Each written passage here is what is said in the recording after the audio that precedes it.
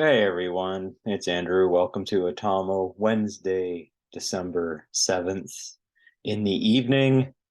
And we got an update on the chips situation, looking to build some fabrication plants in the US, specifically Arizona, and we'll have Brandon tell us all about that. Investment. We'll construct a second fab here in Phoenix to build chips, 3 nano chips, the 3 nano chips that are 3 nano. And you know what I'm saying. You know what I'm saying. Yeah. You know what I'm saying. So the 3 nano. Yeah. So what an interesting uh 24 hours makes. So in other news, other things that are going on, well, if you don't like what your government's doing, try and take them out. So no violence here, no election fornication, no financial advice or other stuff. I don't mean take them out literally. I'm kind of joking here. But it seems that other people in the world are not exactly joking. So let's go to Peru. Reuters. New Peru president sworn in, predecessor Callisto arrested. So it looked like the president of Peru, who's been through a couple of impeachments, decided that, you know what, you're going to try to impeach me again and toss me out. Well, I'm going to dissolve parliament and reform everything by decree. And I don't know exactly how far he was going to go, but he's just going to shut down the legislature and kind of reform the constitution. Who knows in what way? And it looks like he got a no.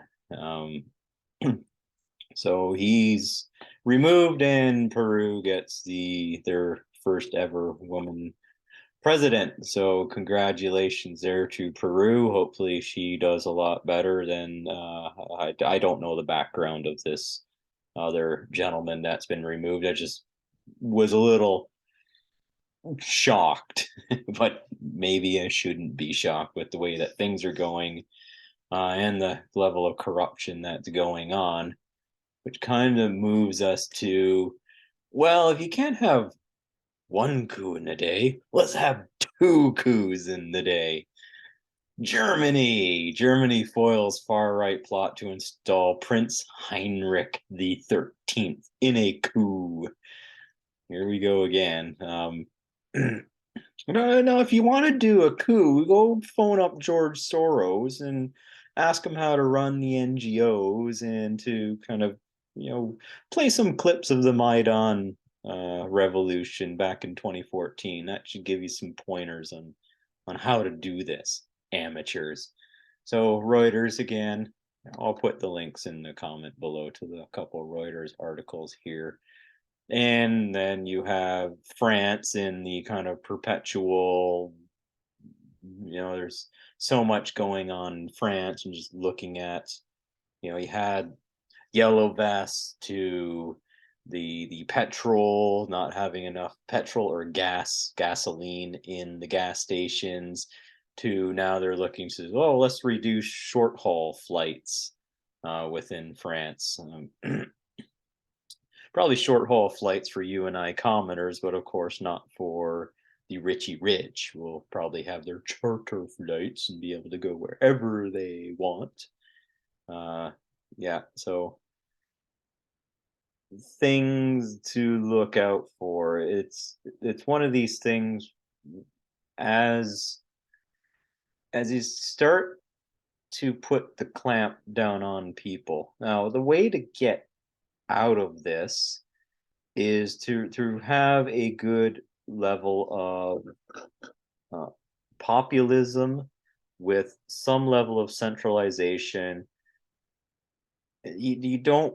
What happens is when the corruption within, I'm using like a broad term and corruption here, when that corruption from government officials reaches a certain point that the people really start to feel the pinch of it, then they're going to get upset. So the balance is having enough, um, having a quality of life for the citizenry that they can do their thing. So, you know, they got their cheap entertainment. They can plug into their soma, to use a Brave New World term. They get, they haven't been without 9 meals. I think that's one of the things that I read is, after the ninth meal, then that is missed, then people start to get pretty upset. So a lot of these things have to go away. Heaven forbid you take away somebody's Disney Plus. I don't know, maybe that will make things for the better, knowing the rate at which Disney Plus is going nowadays. But there's a certain level of people don't feel the pinch, then these things are not going to happen now. These presidents that are getting impeached through whatever means, of course, they're getting to a point where their backers are no longer going to back them. That's when you see things really change. And it's hard to see all the kind of lines of support that are connecting into particular individuals. That's why, if you've been following the Sam Bankster fraud of the FTX scandal, where billions of dollars through a type of crypto Ponzi basically have gone missing, but in the money going missing, there is significant amounts being funneled to create political support. So that when the company went down, well, is this guy going to be hauled in on trial and to asked to defend themselves, kind of like 2008, 2009, where banks commingled funds. They had kind of let's say, the gambling house funds, stock market and other things that are very speculative investments got blended in with usually your vanilla banking. And that started to take down the banking houses when the ripple effect went through, because, well, had a lot of, this is where I talk a bit about removing regulations, but on the other hand, there's certain regulations that keep a firewall within a bank from moving the money in a way that it all goes into the speculative side. And if that all blows out, well, then your whole balance sheets then fall apart. And if you were betting on other people's house of cards and they fall down, then your house of cards falls down, ties into another one. And back in 2008, 2009, the banking system was far more coupled together like that on a global scale. Now, there's been pieces to uncouple that. For example, all the banks no longer go under LIBOR. USA has brought SOFR into play, and LIBOR is if I put it simply, the rate at which the banks can lend money to each other, and so forth. But the LIBOR, go to LIBOR for a moment.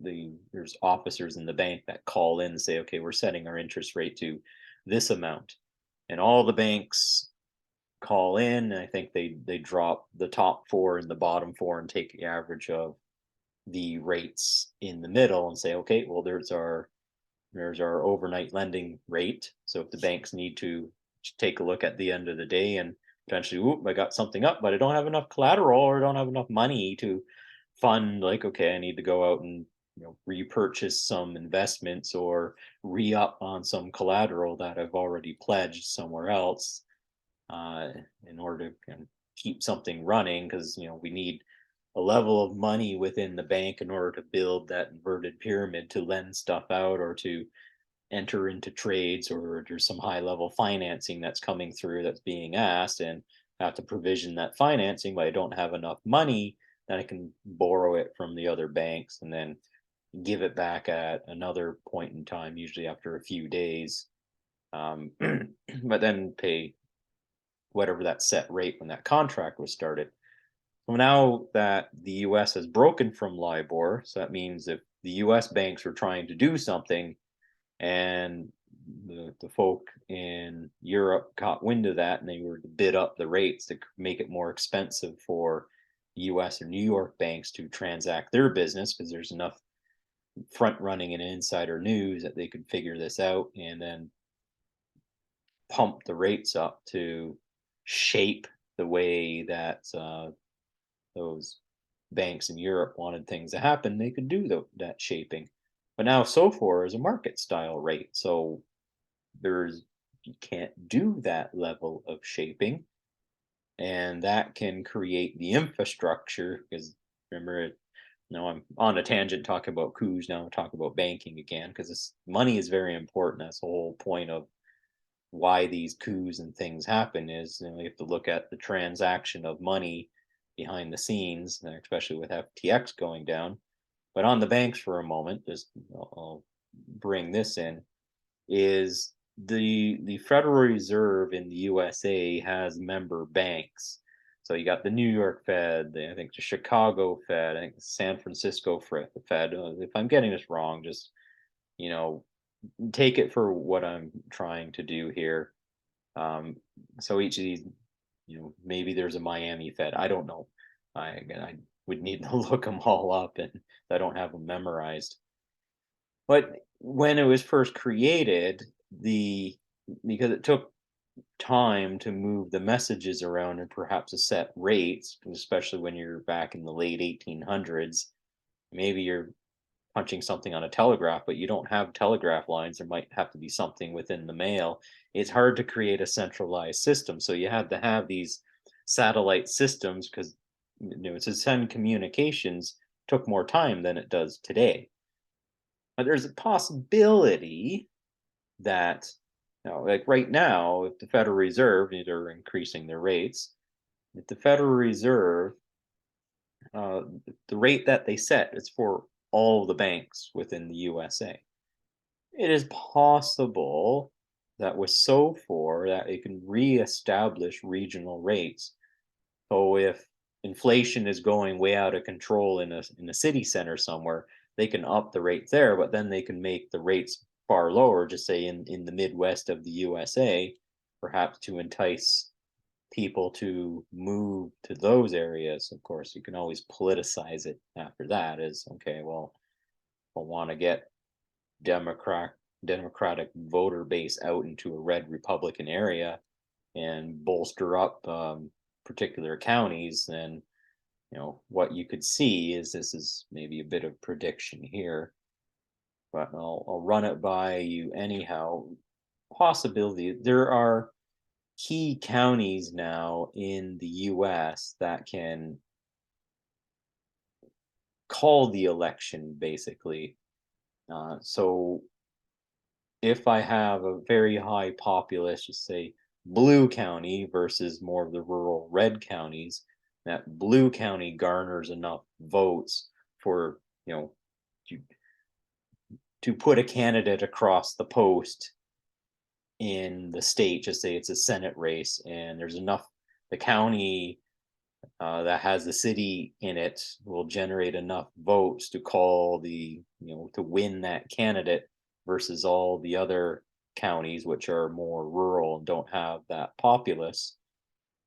There's a possibility of, by massaging interest rates in certain areas, you can entice people to move in and populate some of these stronghold red states by bolstering a certain demographic within the city centers within that state, by massaging potentially the interest rates, given that if you get a blue Fed person, they're supposed to be neutral, but they're appointed anyhow.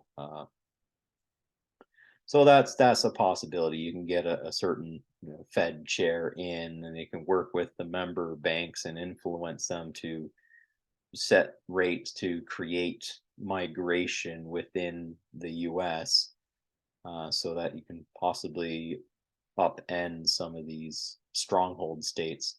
So just throwing that out there as a possibility, because that all leads to getting your people into position of power, supporting them with a certain amount of money so that they can enact laws to help buttress your business to keep it in power. So you get that the merger of state and corporate interests, which is fascism from the Mussolini definition. So those are some of the things that are happening. Just bringing this to your attention to consider this, to think about this as you know as we're seeing financial markets change, chains are changing. You're seeing factionation. More people, more entities are joining BRICS. Europe is on a downtrend now with the deindustrialization. It's possible that if USA plays their card right and don't fall apart as a 50-state compact, that they could potentially entice some of these businesses coming in. And what if the education system in some areas stays away from the wokeness, and they can build good conscientious workers. And then, as Brandon was talking about, put some plants into place and kind of rehome industries back within the United States. Well, then you get some of the things that President Trump, for all his failings, was looking at. Well, we have to build up the capacity of the United States, which we're going to get behind. And like, there's some things that he says that's actually quite right. At this rate, you're going to have China and the new global South and those countries that are getting together. They're going to say, "Oh, wait a minute, USA is not top dog as much as we thought anymore. We can actually step up to the table and start to bring some thunder." And because the USA is letting their position slip, that's USA might become the the peasantry of the world. But mercantilism, that's probably a topic for another video. We'll leave it here. As always, there's more to come today. Tomorrow's going to be another day, and there's going to be more things happening. Let's see if we get maybe we'll get 4 coups on the board. Who knows? But have a good evening, and see you in the next video.